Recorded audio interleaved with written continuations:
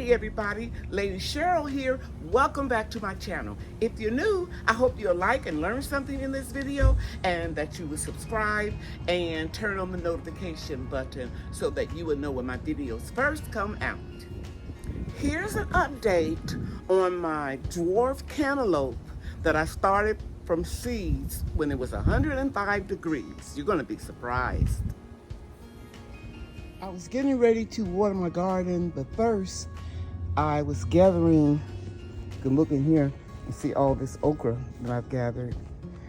And when I came over here by my cantaloupes, I almost had a heart attack, guys. Then I looked down and I saw a cantaloupe and I went, oh my God. My heart dropped. I said, oh, I hope a rodent and try to get it. Then I remembered as I got closer to it, it was looking like it's almost right. And yeah, it's ready. They will fall off the vine when they are ready to be harvested. Isn't that great? So it's still kind of hard. I'm gonna let it continue to ripen a little bit more on the kitchen counter. But what I want to show you over here is the cantaloupe. Found one on the ground. So what I'm going to do today is I'm going to put these little bags over the cantaloupes that are getting kind of large so that when they do drop off, they will be protected somewhat from this little mesh bag that I purchased years ago for onions. So let me get it wrapped up and then I'll show you. Just clip them to this garden bed and this one to the trellis.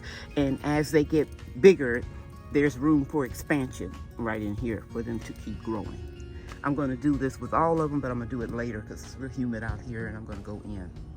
It is September the 22nd. We got a lot of rain last night, and I am so grateful because the rain does wonderful things to your garden. Here is the okra I just harvested. Let me step back. You got to get them now because they're going to explode during the day, especially when you get a lot of rain.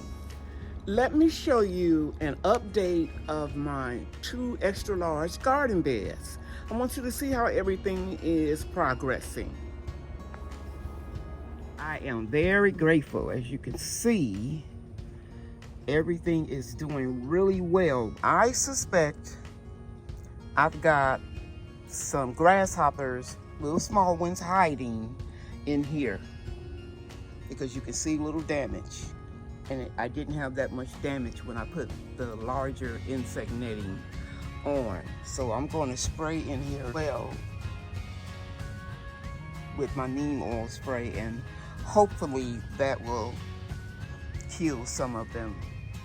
Yeah, because that wasn't damaged like that before. But this is a very large garden bed. It's 8 feet long, 2 feet off the ground, and 4 feet wide.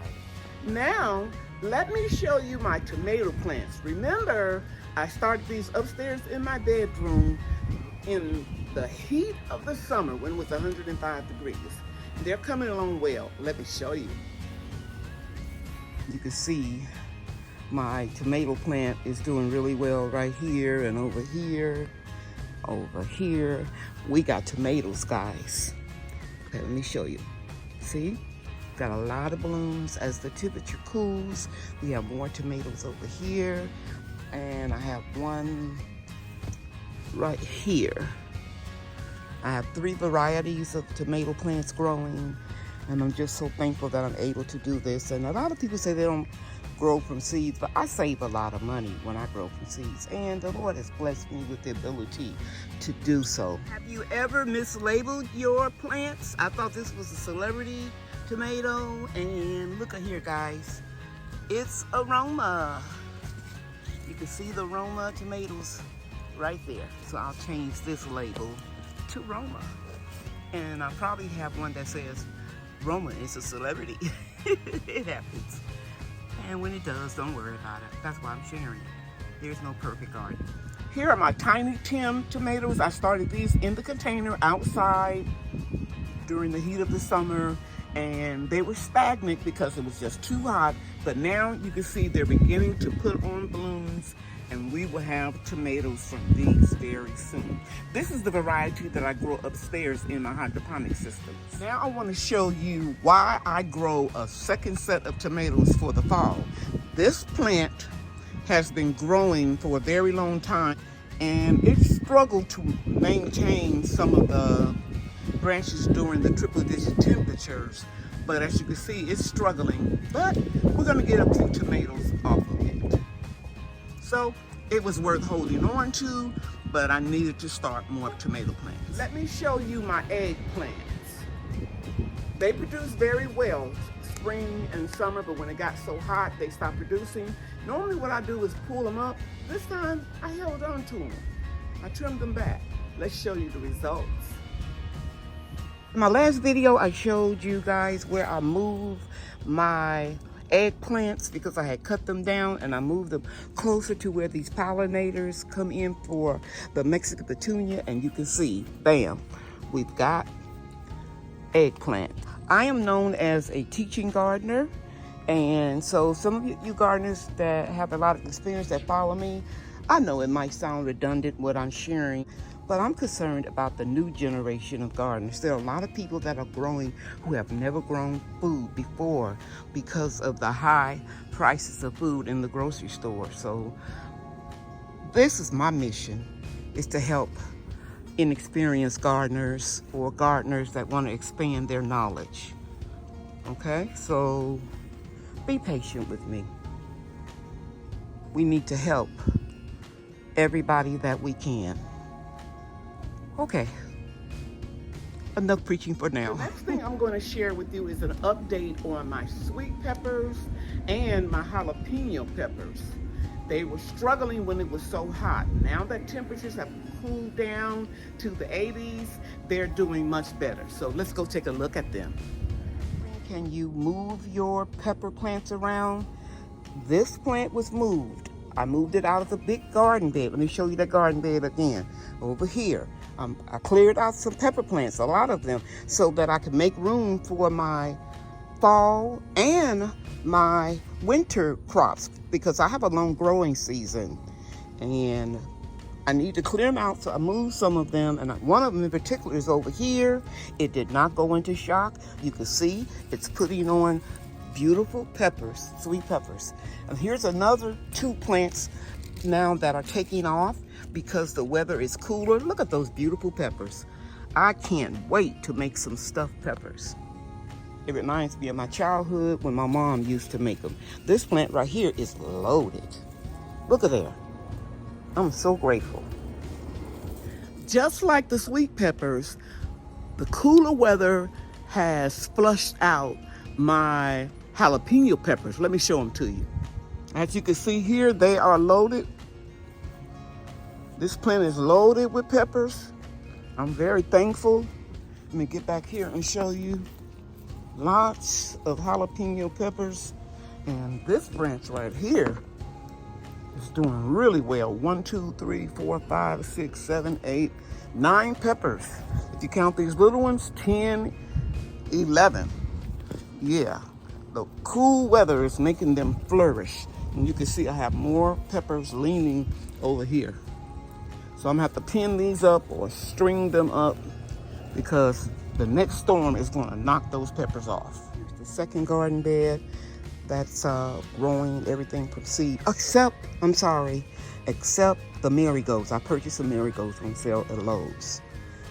And in that other bed, I had collards, cabbage, and kale. And here I've got more collards, broccoli, kale, and some little green onions. And these were the second batch of seeds. I'm still germinating and growing more seeds.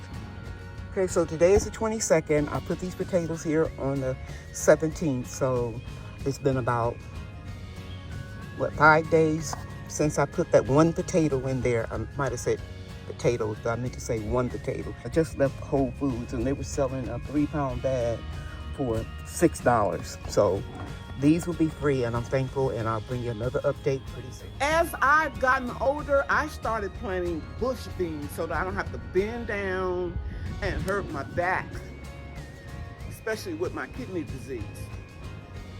But I ran across some seeds as I was going through my seed vault of some pole beans, and I said, I moved those trellises over there. Let me go ahead and plant these seeds. Let me show you how I do it. It is Wednesday, September 24th. It's currently 84 degrees, and that's because it's been raining today. So I thought it'll be a good day to plant some of these beans that people have given me. Now I stopped growing pole beans. These are Kentucky Wonder pole beans right here, this little white one. And then these are, I believe they're called Cantaloupe lima beans or Christmas beans.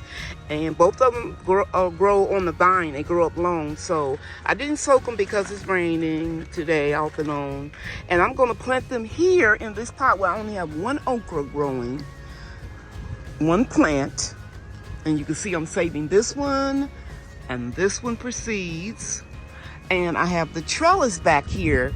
So I'm going to put them where I can train the vines to go up the trellis.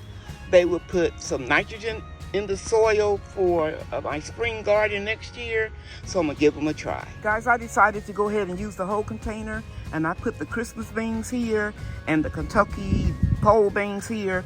The white little pole beans went down 1 inch and 2 inches for the Christmas beans, and even though it rained and it's going to rain again, I'm still going to water them in a little bit. Those that I can't get to go up the trellis, I will use the little bamboo stakes that I have like here, and then I can also put some tomato cages in there to help them. So I'll bring you back in a few days after they germinate. Now we have real hot summers in North Texas, but we often get rain. As you can see, it's a very windy day here. And when we get a thunderstorm and we have high winds, it can damage your plants. I'm going to show you the damage right now. We get storms in North Texas. The winds get very high. As you can see here, my corn broke off right here. And over here, the same thing. See how it's bent? And a lot of the corn has bent back. So, you know, this was a last minute deal. I can see they're getting a little bigger here, and we're starting to get some indication that they're putting on kernels. And I'll let you know when we get some tassels. Yeah, we're not gonna get a lot of corn, but these were some old seeds, and I just thought I would just, you know, plant them and see what happens. But the rain really blew the corn down twice since I planted it. These few little ears of corn are going to be pretty good if we don't get any more bad rain to break the stalks off. Earlier in this video, I showed you the eggplant right over there. That's 2 of them that are doing real good over there. I think you can see it from here. But yeah, I'm really grateful that I'm getting some eggplant, because usually I pull these plants up by now and plant something else. And something told me, no, cut them back and just, you know, see what happens. I want to say thank you for watching. You know I love you, and God loves you too. Bye now.